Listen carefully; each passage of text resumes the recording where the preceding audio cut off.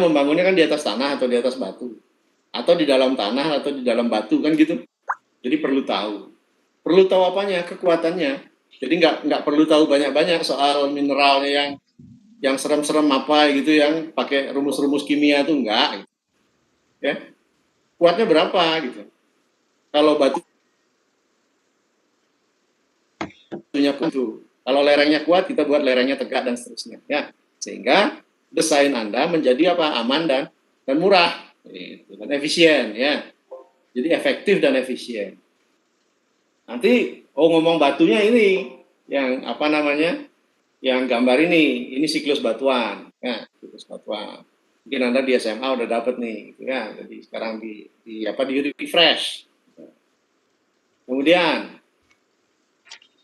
nah, kalau tadi sudah lumayan ruwet di sini ya, di gambar ini saya tambahin biar ruwet lagi.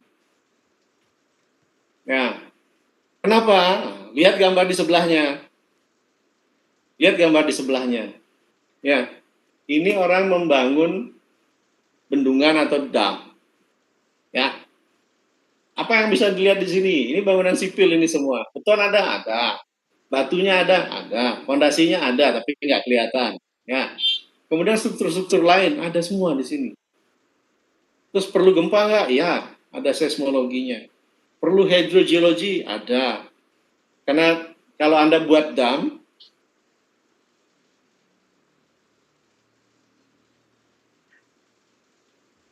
tetapi batunya sangat, airnya nggak pernah tertambat ke dalam tanah terus. Konkret, ya pasti untuk buat bendungan seperti ini butuh kayak konkret. Ya. Kemudian lihat gambar di bawahnya. Nah, ini kalau kita melihat seperti ini ya, Anda bayangkan rumah-rumah yang ada di bawah ini. Ya. Jadi belajar baik-baik saat mendesain suatu ketika, jangan cuma mendesain rumahnya. Kira-kira gimana geologi setempatnya perlu diperhatikan. Ya, jadi kalau membangunnya di tanah datar begitu ya nggak apa-apa. Tapi hati-hati dengan banjir kalau dekat laut. Seperti Semarang sekarang itu kena banjir rob selama beberapa minggu ini ya, stasiun Tawangnya tenggelam sampai 2 meter kan seperti itu. Ya. Oke. Lagi. Apa itu geologi? Nah, ini sama seperti apa itu biologi ya, bahasanya bahasa orang sana ya, kita ya. Geo bumi, logi ilmu bumi, ya, ilmu tentang bumi. Tapi ngomong apanya? Ngomong batuannya, ngomong pembentukannya, ngomong apa proses-proses di permukaannya. Kalau yang ini, ya, kalau lihat di gambar ini, saya cuma bisa ngomongin. Saya nggak tahu benar dalamnya gini apa enggak, saya nggak tahu. Ya, saya nggak tahu dalam. Tapi kalau luar-luarnya kita bisa lihat sendiri lah, seperti tadi ya. Terus apa benar sebegini? Gitu. Ya.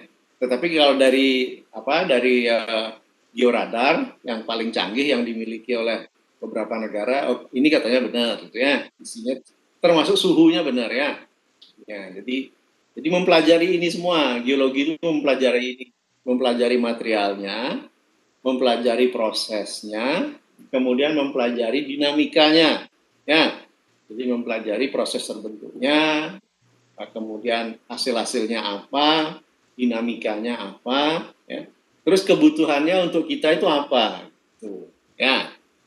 Nanti detailnya baca deh sendiri ya, cari-cari di di open access.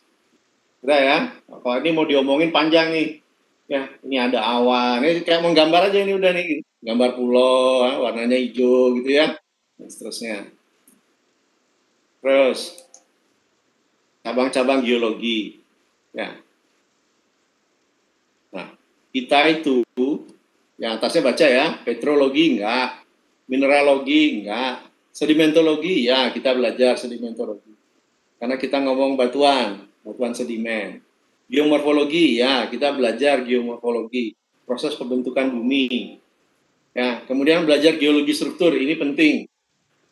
Karena di geologi struktur ini kita belajar patahan, retakan, gempa, dan lain-lain. Itu ada di geologi struktur. Kenapa geologi struktur?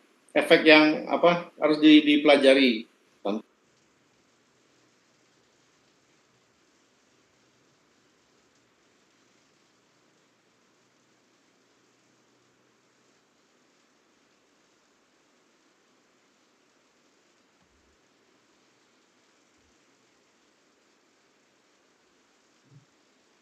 kembali duka internasional akibat gempa. Apa yang menyebabkan gempa? Patahan. Ya, patahan di dekat Kepulauan Andaman.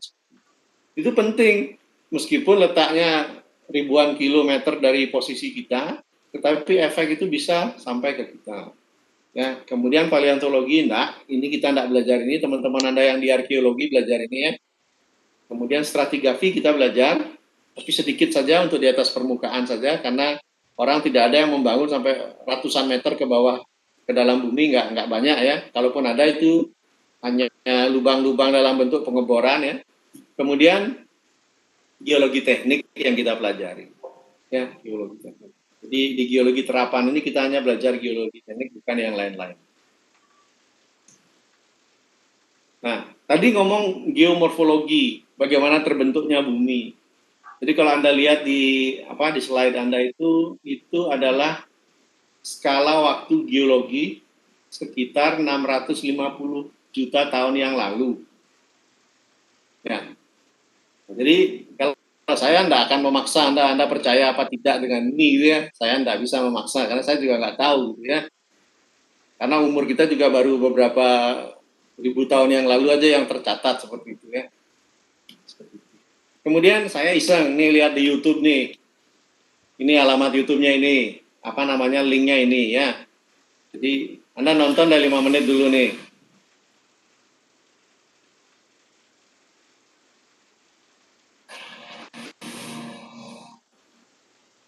Ya, jadi angka tahun yang ada di skala di sebelah kanan itu digambarkan kira-kira segini. Ini suhunya 4.000 derajat pertama.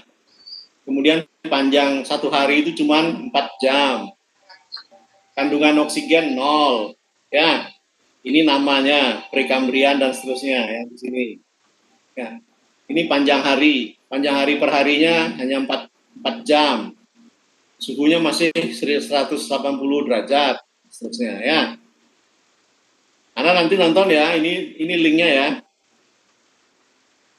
Ini linknya.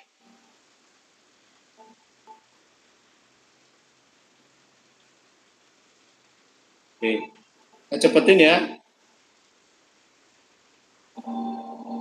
Saya cepetin. Ini oksigen baru 1%. Sisanya nitrogen dan karbon dioksida. Jadi suhunya 14 derajat. Ini sekitar 2000 juta tahun yang lalu.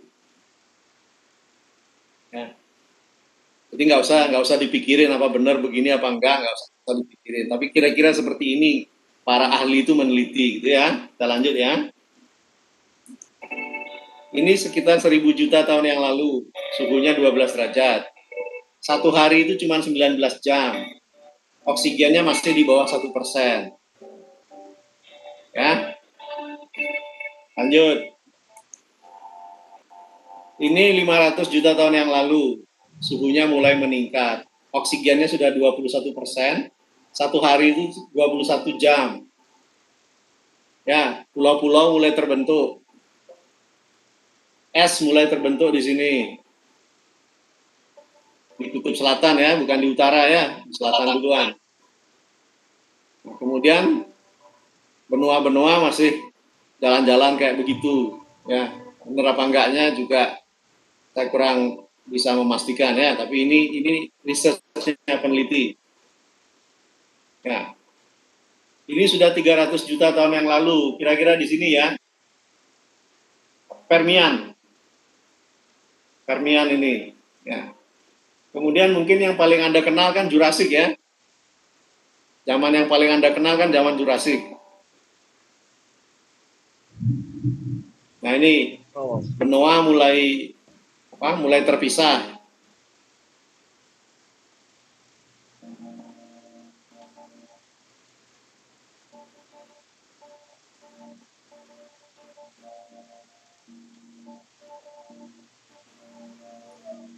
Ini sekitar 70 juta tahun yang lalu.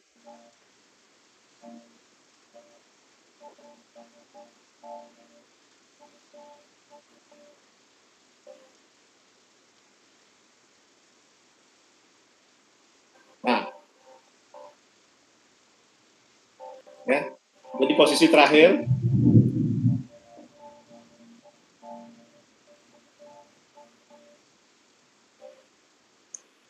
Ups.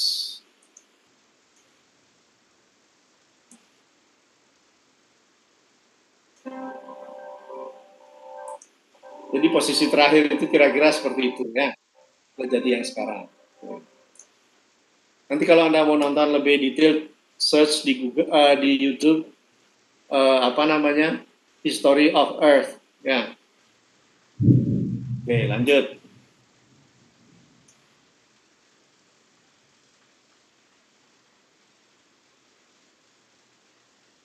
Nah,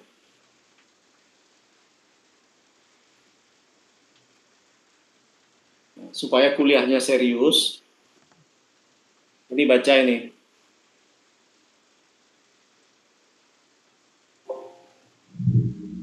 Buat portofolio ya, supaya mau baca. Supaya mau baca, ini ya. Yang paling penting nanti yang nomor 2 ini. Uji Geoteknik SNI nomor sekian. Cari saja dulu, download saja dulu ya, download saja, cari-cari ya. SNI nomor 8460. Itu tentang geologi dan geoteknik ya. Nah, ini serius nih. Peran dari geologi dalam teknik sipil. Apa perannya? Peran geologi dalam teknik sipil. Satu yang pastinya memberi pengetahuan tentang material, tanah dan batuan khususnya. Tanah, batuan, ya, kemudian air tanah, ya, kemudian potensi pelapukan dan seterusnya. Kemudian pengendalian sungai, ya, kemudian pembangunan dam atau bendungan, kemudian semua hal yang berkenaan dengan ekskavasi atau penggalian, ya, kemudian semua yang berkenaan dengan fondasi dan kesalahan-kesalahan pembangunan fondasi, ya. Kemudian perencanaan jalan raya dan jaringan jalan tentunya, ya. Kemudian terowongan, kemudian pengujian, ini ya, dengan kalau di Indonesia sudah tidak memakai ASTM tetapi sudah punya SNI sendiri ya untuk pengujian-pengujian. Kemudian aspek ekonomi, ya, efisiensi. Kemudian mengenai material, orang membangun itu butuh material, ya.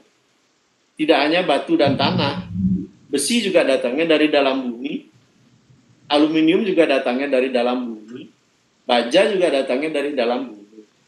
Atau mungkin zaman-zaman SD dulu Anda ditanya sumber aluminium di Indonesia di mana? Atau bahan pembuat aluminium apa gitu ya, itu larinya ke sini semua. Jadi inilah hubungan geologi dan teknik sipil itu, ini perannya ya. Pak, Ya, silakan. itu tadi tugasnya dikumpulnya kapan? Nah, bagus. Sebenarnya pengumpulan itu nggak jadi penting kalau Anda sudah buat, ya. Karena begini deh, saya tahu Anda sekarang mengambil SKS itu 20 ya. Ya, 20 SKS ya. Pasti semua ada tugasnya. Sehingga begitu ada tugas segera kerjakan. Ya, supaya tidak numpuk. Ini baru kuliah minggu kedua, dan mata kuliah yang lain juga akan sama modelnya. Ya, jadi sebaiknya segera dikerjakan. Ya, oke. Sampai mana tadi? Lanjut ya. Nah, ini ngomong filosofi, ya. Tapi nggak usah serem-serem ngomong filosofinya, ya. Yang pasti dengan peran yang sudah disebutkan tadi, geologi itu menjadi penting untuk orang teknik sipil. Itu filosofinya deh. Ya, untuk apa? Untuk berbagai hal yang berhubungan dengan keteknikan, khususnya teknik sipil. Kenapa? Karena membangun konstruksi itu ada di atas bumi dan di dalam bumi. Sehingga perlu tahu pengetahuan tentang bumi, khususnya tentang tanah dan batuan. Dah, itu deh bahasa sederhananya. Ya, nggak usah baca serem ini deh, nggak usah. Itu deh isinya kayaknya gitu ya. Lanjut ya.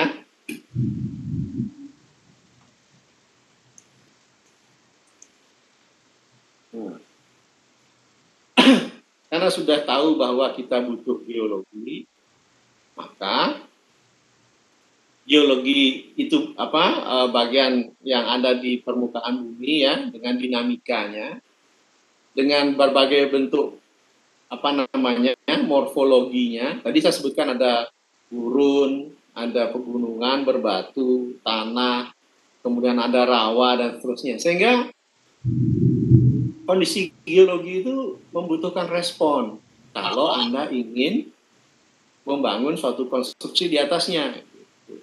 Misalkan kalau tanahnya lunak seperti di rawa atau di tanah yang gambut, ya, itu kalau naruh bangunan, ya, itu ambles.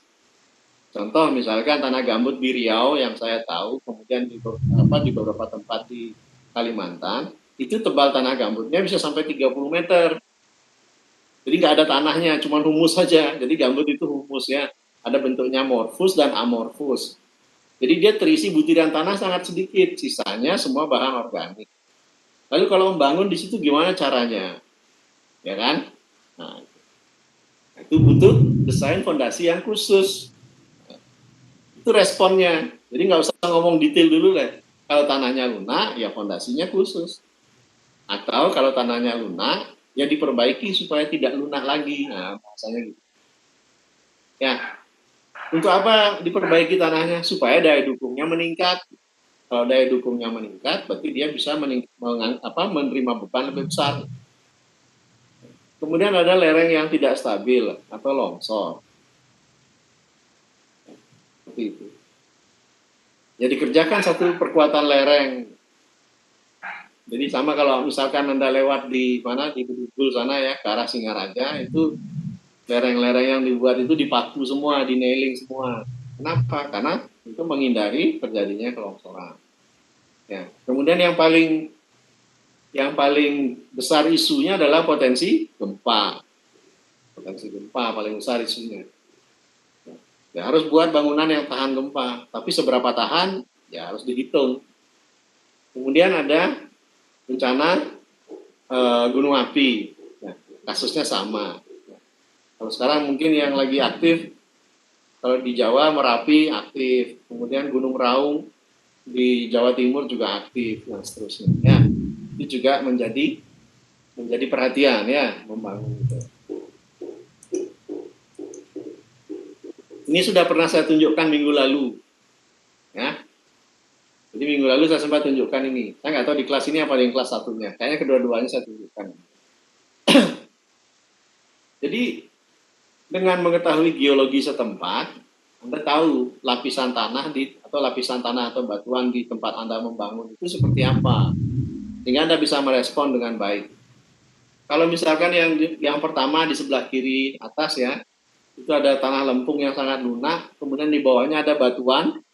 Kalau misalkan tanah lempungnya itu tidak cukup tebal, tidak cukup dalam gitu, ya buat fondasi aja, fondasi tiang aja, fondasi tiang pancang atau tiang bor, ujung fondasinya sampai di atas batuan, sehingga Anda enggak akan terhindar dari bahaya penurunan atau pemampatan tanah. Tetapi kalau misalkan lapisan lempungnya tebal sekali, nggak mungkin dong buat tiang pancang sampai puluhan meter panjangnya. Ya, harus diusahakan dengan metode konstruksi ataupun desain fondasi yang berbeda. Itu aja bahasa-bahasa Anda sebagai calon teknik insinyur sipil pada semester ini, bahasanya gitu aja dulu. Ya. Oke. Nah, ini beberapa pekerjaan ahli geologi dan geologi teknik ya, geoteknik ya. Jadi pada prinsipnya adalah masa konsultasi ya, pasti. Kemudian desain pasti ya, masih. Jadi desain-desain. Kemampuan apa yang saya miliki? Yang pasti adalah pengetahuan tentang geologi. Tentang apa? Kondisi alam. Membangun di daerah ini yang apa namanya? Yang berbatu ini ya, dekat pantai. Kemudian dia jelas-jelas ini berbatu. Itu tentunya tidak sama membangun di tempat lain. Ya. Oh, kalau ini berapa namanya? Bersalju. Tanahnya membeku. Jadi tanah itu juga membeku, bisa sampai kedalaman puluhan meter juga tanah itu mengalami frosting atau pembekuan. Gimana caranya buat fondasi di tanah yang membeku? Gimana kalau suatu ketika esnya mencair pada musim panas? Fondasi Anda terpengaruh. Jadi di daerah-daerah yang lintang, garis lintangnya baik di utara maupun selatan di atas 33 derajat, maka akan mengalami frosting pada tanah maupun batuan. Jadi kalau aja gini deh, kalau tanah itu kan terisi air pastinya, bukan tanahnya yang membeku, tetapi air yang terkandung di dalam tanah itu membeku. Anda bisa bayangkan sekarang, kalau air dalam kondisi cair, itu tidak akan mempengaruhi pori-pori di dalam tanah itu.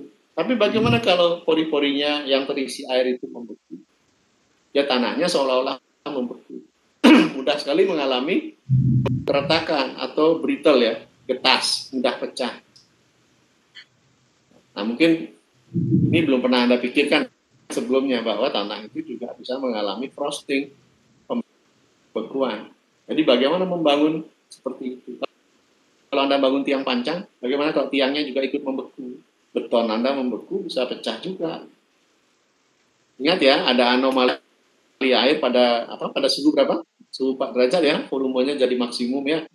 Itu berpengaruh pada konstruksi Anda ya. Kemudian formasi, tadi sudah di video ini ya. Formasi itu kan pembentukan ya, pembentukan. Kemudian geologi struktur ya. Nah, kalau Anda lihat sekarang ini salah contoh geologi struktur di permukaan. Ada patahan, ada retakan gitu ya. Bahwa semua batuan itu tidak ada yang tidak retak. Ya. Retaknya itu ada yang retak rambut sampai rekahan, sampai patahan, sampai lipatan dan seterusnya. Itu namanya geologi struktur. Ya. Kemudian struktur tanah dan batuan. Jadi semua hal ini, yang empat hal ini ya, ini saya munculkan lagi gambar yang tadi, itu kejadiannya hanya di sini, di atas ini aja. Ya, jadi nggak ngurus yang namanya bawah-bawah sini, nggak. Hanya ada di atas ini. Dan ingat, ya ketebalan dari permukaan di atas plat ini, itu bisa mencapai 75 km tebalnya. Ya, karena kita membangun hanya paling beberapa ratus meter saja ke dalam, tetapi efek gempa itu sangat signifikan. Ya, jadi itu sebabnya Anda belajar dituntut kemampuan dasar Anda. Nah, ini masih kondisi yang sama. Apa saja yang harus diketahui atau apa saja kompetensi dari ahli geologi teknik? Yang pastinya ngomong metode ya, investigasi, penyelidikan tanah dan batuan. Kemudian bisa membuat karakteristiknya seperti apa. Salah satu karakteristik paling gampang adalah kuat apa enggak kuat gitu deh. Ya, kemudian mudah kena erosi atau tidak, mudah lapuk atau tidak, itu karakter itu namanya. Ya, kemudian mengelompokkan tanah itu. Ada tanah yang butirannya kasar, ada yang halus, ada yang berkohesi, ada tidak berkohesi. Begitu ya. Sama seperti batuan, ada yang bulat, ada yang bersudut. Nah, kemudian belajar hidrogeologi. Kenapa belajar hidrogeologi ini? Karena yang pasti di dalam bumi itu ada tanah, ada air juga, gitu. Dan air itu juga bisa memberikan efek pada ini di atasnya. Ya. Kemudian yang paling advance, Anda dituntut nanti itu ini. menjadi karakteristik numerik dan pemodelan analisis. Inilah di teknik sipil itu bekerjanya di sini. Memodelkan, kemudian membuat numeriknya, ya, kemudian melakukan analisis. Geomorfologi, ini sudah diomongin juga tadi, bahwa hasil pembentukan permukaan itu di permukaan bumi yang sama, itu nggak sama hasilnya. Hasilnya ada yang batu yang tersingkap seperti ini, ada yang tertutup hutan hujan atau rainforest, ada yang berupa gurun. Ini karakternya sendiri-sendiri, jadi desain juga sendiri-sendiri ya. Jadi semua itu harus menjadi pertimbangan saat Anda melakukan perencanaan, ya, perancangan maupun perencanaan. Kemudian ini yang pasti, semua hasil-hasil pembelajaran Anda nanti itu gunanya untuk menciptakan ini. Ini namanya terowongan. Kalau terowongan pasti di bawah tanah, ya. Kalau nggak di bawah tanah ya bukan terowongan, namanya flyover namanya, atau apalah namanya ya. Kemudian ini fondasi untuk di laut, ya. Jadi bangun fondasi di laut bisa. Jadi dibuat aja dulu cor beton kayak kapal gini, nanti dibocorin kemudian ditenggelamin. Setelah itu dicor lagi. Jadi begitu caranya orang membuat fondasi besar, misalkan untuk jembatan panjang. Contoh deh yang di Suramadu situ, itu modelnya pakai kaisong begini di bawahnya. Jadi tidak dicor di air gitu, enggak, dicor di luar, ya. Kemudian ini didesain seperti kapal, gitu ya, kapal beton gitu. Kemudian dibocorin setelah di tempat yang ditentukan. Nah, itu dicor lagi, jadi fondasi. Terus Anda bangun jembatan. Nah ini ya contohnya jembatan-jembatan yang di pilar-pilar utama ini fondasinya kira-kira seperti itu ya. Pakai kaisong. Kemudian Anda juga mendesain bandar udara kok, orang sipil. Ya. Juga mendesain pelabuhan laut juga. Tetapi yang paling Anda kenal kan mendesain gedung ya. Jadi gedung itu sebenarnya bukan bangunan teknik sipil. Gedung itu adalah bangunan arsitektur. Tetapi 60% pekerjaannya adalah pekerjaan teknik sipil. Ya, pekerjaan teknik sipilnya hanya pada sampai struktur saja, sisanya itu pekerjaan arsitektur. Ya, supaya Anda nggak salah sebut nanti. Nah, kemudian kenapa belajar mekanika tanah dan mekanika batuan? Ini yang paling umum yang akan ada di bumi ya. Yang paling banyak nanti tersingkap ya batuan dan tanah. Keduanya punya karakter yang berbeda, tidak sama karakternya. Karakternya tidak sama.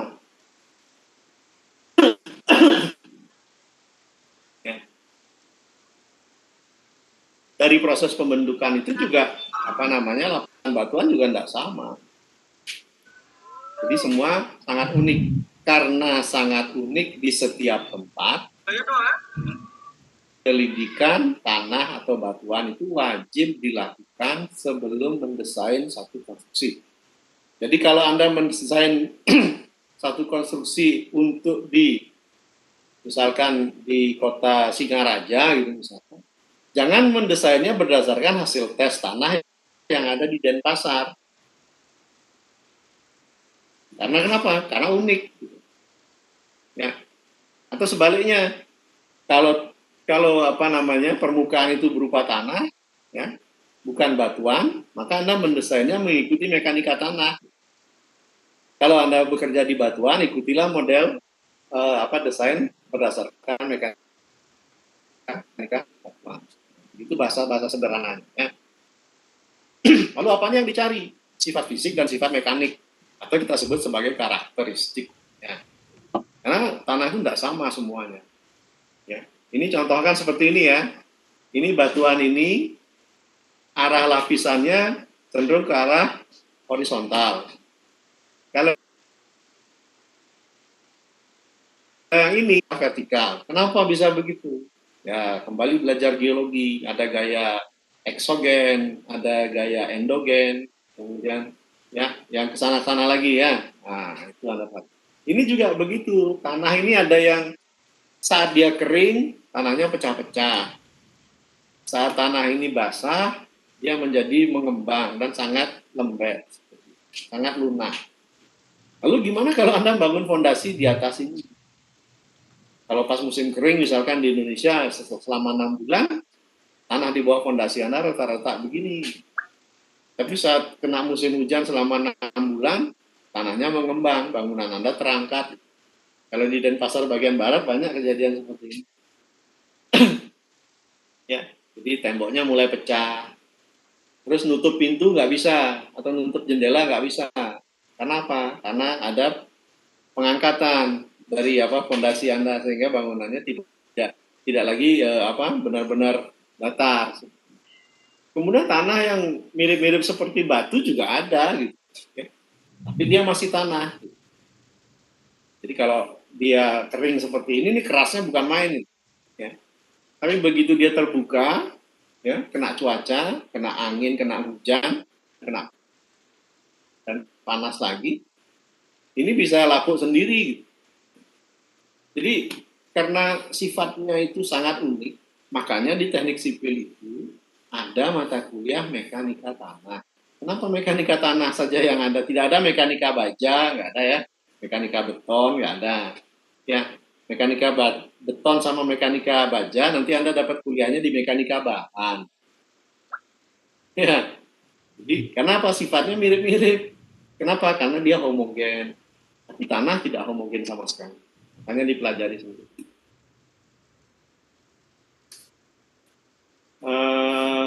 Yang ini lewatin aja ya. Ini urusannya project, tapi penting dari semester awal ini ada penting ini untuk tahu supaya bisa ikut berkecimpung di dalamnya, gitu ya.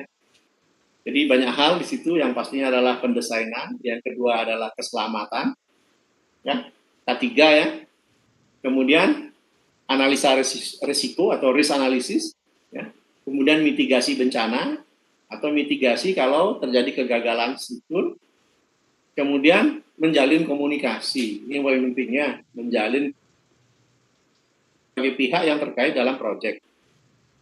Yang berikutnya adalah apa? Profesionalisme. Dalam bidang apa? Dalam semua bidang. Dalam hal ini adalah etos kerja, ya, kemudian peningkatan pengembangan diri, ya, kemudian melakukan terobosan teknologi dan seterusnya. Ya, itu sumbangsih Anda nanti ketika Anda di lapangan. Nah, ini pentingnya soal komunikasi.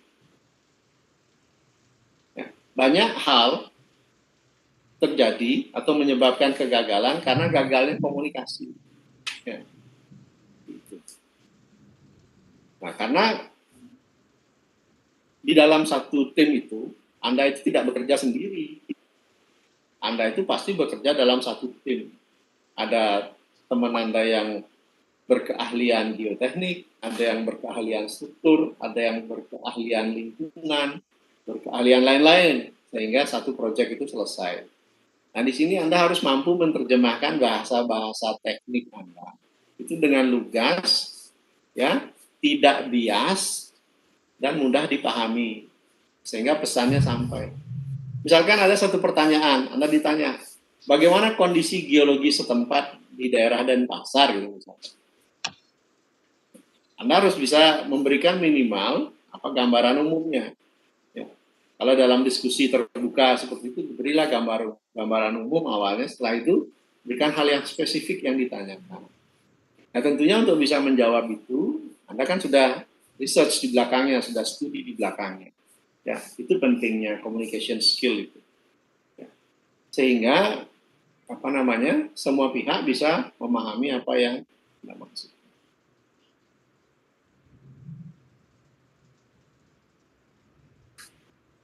Nah, ini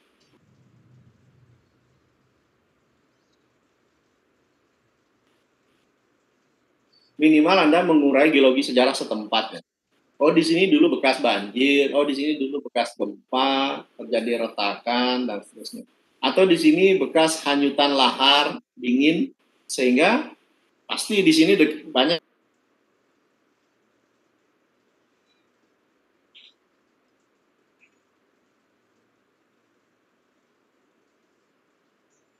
seniman seperti. Kemudian apa lagi? Apa namanya? Terjadi perubahan struktur.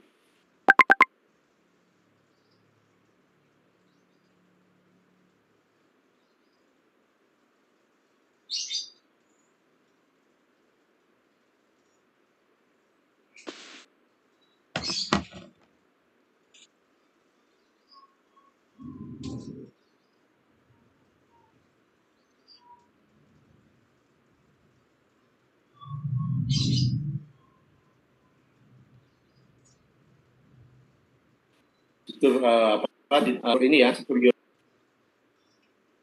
Jadi apa hubungannya dengan biaya? Jadi sangat penting untuk mengetahui stratifikasi atau lapisan tanah itu. Jadi kalau di situ ada dua jenis galian, ada galian tanah dan galian batu. Tentunya biaya kerja untuk penggalian tanah itu tidak sama dengan penggalian batu. Sehingga saat Anda mendesain, Anda harus memastikan ya galian apa saja yang ada di daerah. Ya. Ini lanjutannya. Yang nomor 7 itu saya merah kan. Jadi Anda juga berkewajiban ya, mengenali potensi bencana dan risiko di daerah itu. Anda harus tahu cara mitigasinya. Contoh kemarin ya yang di Lampung ya. Yang di Lampung itu ada longsor pada hujan-hujan. Saya nggak tahu di Lampung atau di mana, benar kayaknya di Lampung lah itu. Itu ada dua rumah mewah yang ikut longsor ya, gara-gara terjadi longsor di sekitarnya.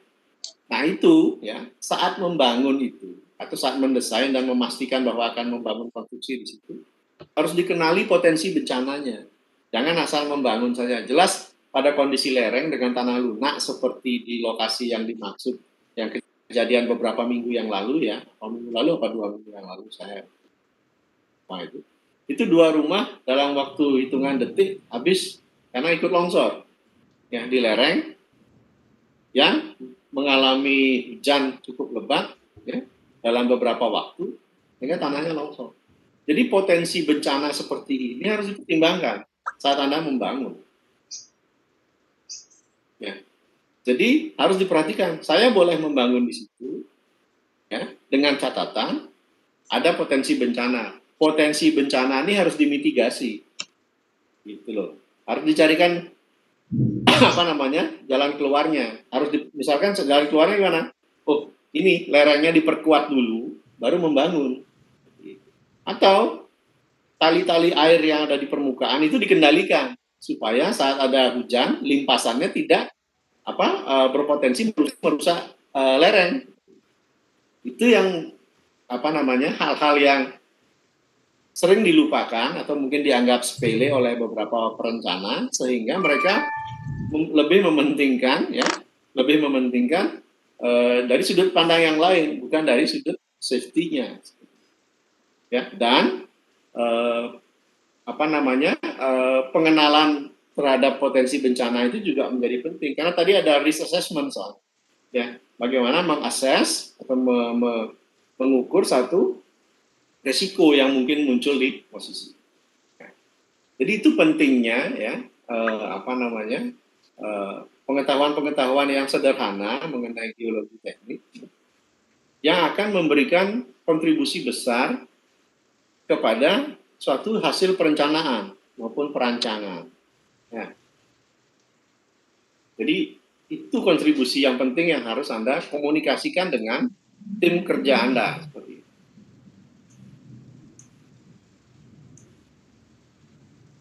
Ini contoh terowongan yang penutupnya ambruk. Jadi di sini di kota Montreal di Kanada, tempat sekolahnya Profesor Redana dulu. Jadi ada balok beton untuk terowongan itu ambruk. Padahal sebelumnya ya sudah dilakukan investigasi, ya, tapi tidak terkomunikasikan dengan baik, sehingga penanganannya menjadi terlambat. Ya, contoh jembatan yang di Kutai Kartanegara, kalau nggak salah di tahun 2010, itu juga begitu, maintenance-nya, ya, karena birokrasi menjadi terlambat, sehingga baja-baja penggantung jembatan itu mengalami keruntuhan atau kegagalan, sehingga jembatan itu ambruk dalam waktu beberapa menit saja. Ya, kejadian ini adalah bukan semata-mata karena keteknikan, tetapi karena komunikasi pun akhirnya juga bisa menyebabkan kerugian atau bencana. Contoh yang lain, ini contoh paling klasik. Sekarang ini abad ke-20 berapa ya? Abad ke-21 ya. Sedangkan Menara Pisa ini dibangun di abad ke-12. Ya. Mereka sudah bisa membangun seperti itu 800 tahun yang lalu, kurang lebih ya. 800 sampai 900 tahun yang lalu. Dan masih ada sampai sekarang. Ya. Nah, ini pembangunannya itu bertahap selama 3 tahap dan dibangun dalam 200 tahun penyelesaiannya. Jadi sebenarnya di awal sudah diketahui menara ini akan mengalami kemiringan. Tetapi karena dari awal kesalahan dalam pembangunan fondasinya itu pada tanah yang tidak stabil, tetapi tetap dibangun juga. Nah, akhirnya ya di tahap ketiga, ya di tahun 1300-an gitu ya, itu mulai satu sisinya mulai diperberat, ya, sehingga bangunannya tidak condong ke satu arah saja. Kemudian diberi counterweight istilahnya, pemberat perlawanan. Sampai sekarang gedungnya tetap miring, ya, gedungnya tetap miring, tetapi sudah dilakukan banyak perbaikan. Salah satu perbaikannya adalah memberikan grouting. Grouting itu apa ya? Semacam pengeras tanah, stabilisasi tanah supaya tidak mengalami settlement atau penurunan. Ya, artinya dengan perkembangan teknologi itu juga bisa dilaksanakan. Tetapi sebaiknya ya tidak usah memperbaiki ya. Kalau memang dari awal sudah ketahuan salah, tapi jangan dipaksakan untuk dikerjakan. Nah, ini salah satu contoh pelaksanaan perencanaan yang dipaksakan, kemudian mungkin karena keterbatasan pengetahuan pada zaman itu ya, tidak bisa juga diklaim disalah-salahkan begitu saja. Kalau dilihat hasil kerja mereka ini jauh lebih spektakuler daripada kerjaan orang-orang sekarang ya. Ini yang di Cina. Jadi pembangunan terowongan kereta api, subway, model subway seperti itu amblas. Jadi pastinya yang begini-begini adalah kesalahan secara kolektif. Tidak bisa menunjuk satu orang atau satu pihak saja. Kesalahannya pasti kolektif. Dan salah satu kontribusi yang menyebabkan kejadian ini adalah komunikasi yang buruk antara satu pihak dengan pihak lain. Jadi ada korban jiwa sebanyak 21 orang. Ya. Nah, undang-undang konstruksi di Indonesia kan juga sudah mulai bisa dipidanakan sekarang. Kalau perencanaan salah, itu perencanaannya bisa dipidana sekarang. Ya, artinya kedepannya itu semua diminta lebih berhati-hati dalam perencanaan. Sehingga kompetensi yang baik, yang tepat itu dibutuhkan. Ini yang di Surabaya, 2 tahun apa 3 tahun yang lalu. Ya.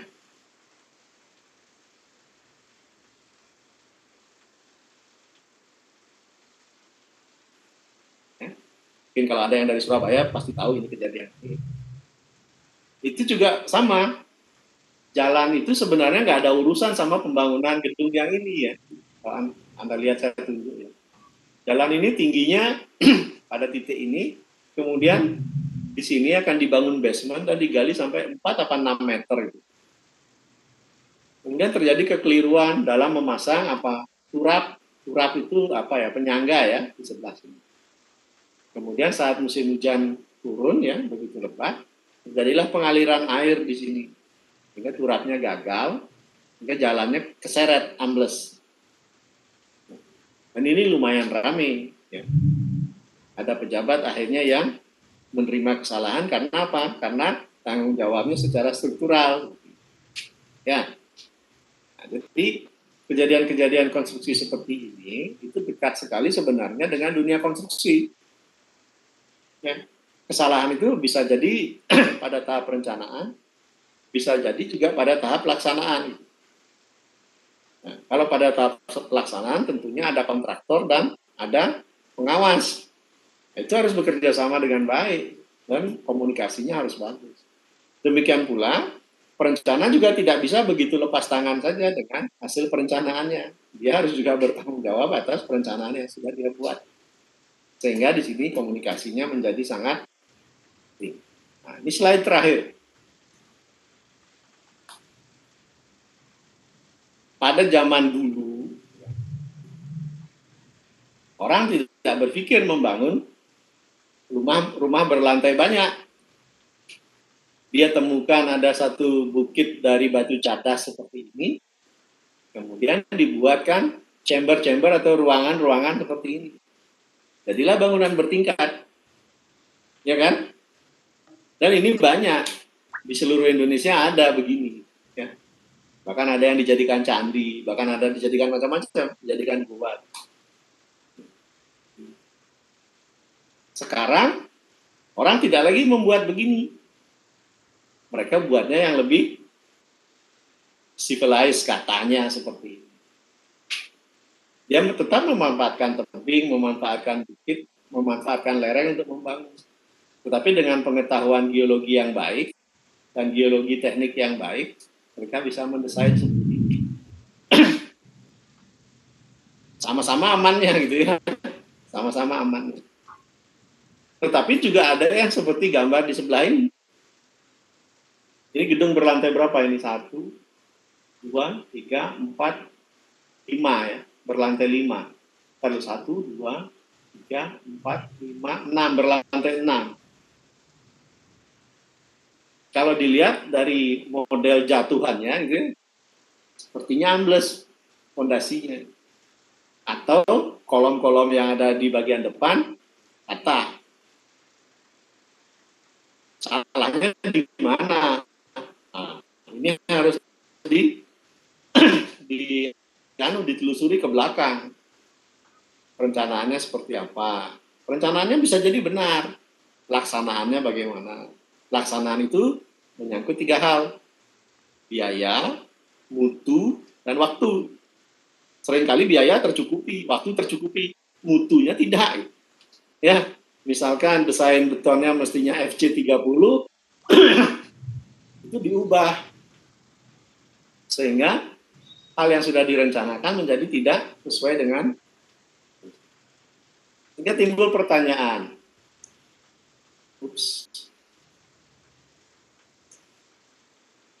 Apakah teknik sipil itu sulit? Sulit ya. Sulit.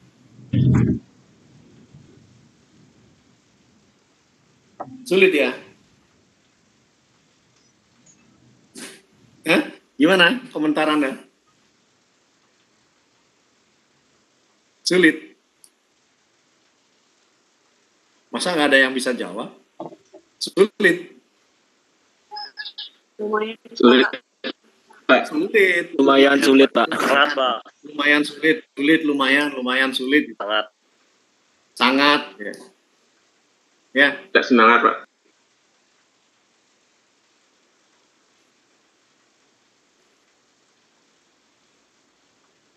Kenapa, Dek? Yang terakhir tadi saya nggak dengar.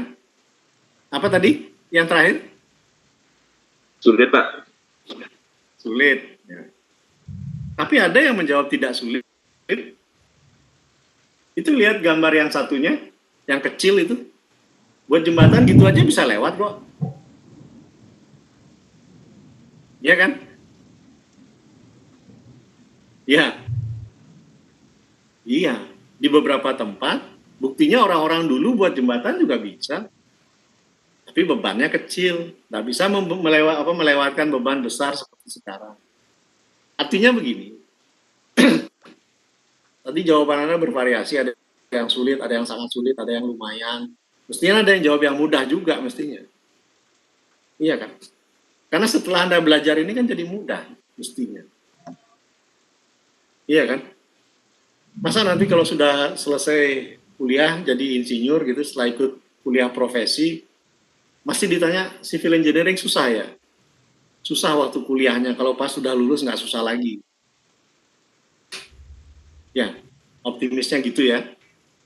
Maksud saya menunjukkan gambar-gambar yang sekarang ada di slide Anda.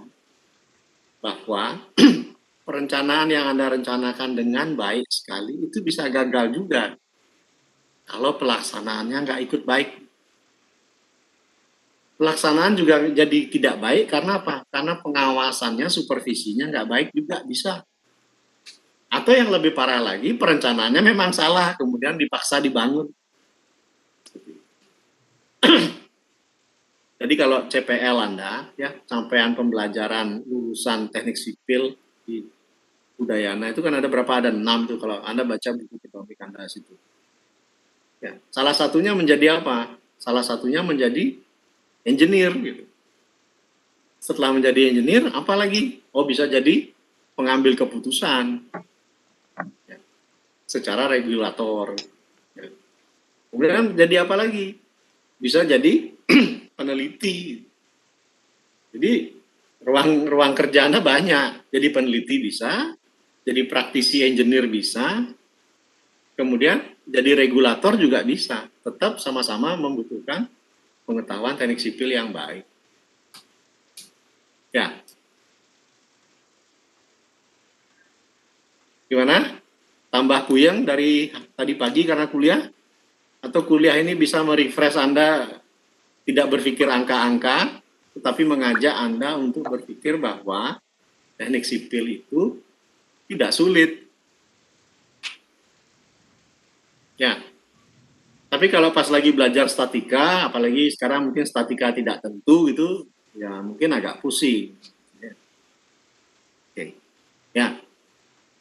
Jadi saya ulangi sekali lagi bahwa pelajaran geologi teknik kita ini itu adalah membekali Anda supaya Anda termotivasi ya, belajar tentang kebumian atau earth science-nya. Untuk apa? Untuk melengkapi diri Anda sebagai insinyur teknik sipil suatu ketika nanti. Itu kuliah dari saya. Ya, mudah-mudahan tidak nambah pusing Anda yang sudah pusing katanya dari tadi pagi. Ingat mengisi absen. Kemudian saya ingatkan sekali lagi, ya, kuliah ini adalah dua arah. Ya, perlu diskusi. Anda perlu menyampaikan pendapat Anda. Ya, diminta atau tidak diminta Anda sih boleh berpendapat secara bebas. Tetapi nggak asal-asal nanya ya. Ya, jadi nanya itu juga sulit. Kalau nggak pernah baca pasti nggak bisa nanya. Biasanya gitu biasanya. Ya, saya akhiri kuliahnya, minggu depan kita masuk ke CPMK yang kedua. Ya, kalau ada tadi yang menanyakan tentang tugas dan lain-lain, kerjakan saja tugasnya dengan baik. Ya, selamat sore. Kalau tidak ada pertanyaan, saya akhiri. Pak, Ya, silakan. itu portofolio kan ya Pak? Itu ditulis tangan atau diketik Pak? Kenapa? Tugasnya diketik atau ditulis tangan? Anda sukanya yang mana? Ketik boleh Pak. Jawabannya gampang. Kalau di jawabannya diketik, ya, itu bisa satu orang aja yang buat tuh. Dan itu pun iya. copy paste dari apa? Dari dokumen-dokumen yang ada di open access. Kemudian yang lainnya akan mengganti apa? Mengganti font saja. Ya, yang awalnya rata kiri jadi rata kanan. Yang awalnya font itu cuman Times New Roman 12 diganti pakai Calibri 10. Ya, gambarnya yang biasanya kemudian diisi shade supaya kelihatan beda. Jadi karena Anda memberikan opsi tulis tangan ketik, tulis tangan aja deh, biar nggak bisa di copy paste. Baik, Pak. Dikumpulnya Pak? Nah, kerjain aja dulu, ya. Kerjain aja dulu, ya. Iya. Makasih, Pak. Oke, sampai ketemu minggu depan. Selamat sore. Sore Pak, terima kasih. Sore Pak, terima kasih. Terima kasih Pak. Mengabsen. Pak, terima kasih Pak. Baik, saya ingatkan lagi, ingat mengabsen karena kalau Anda tidak mengabsen, itu tanggung jawab Anda sendiri ya. Selamat sore. Sore. Baik Pak. Sore, Pak. Sore Pak.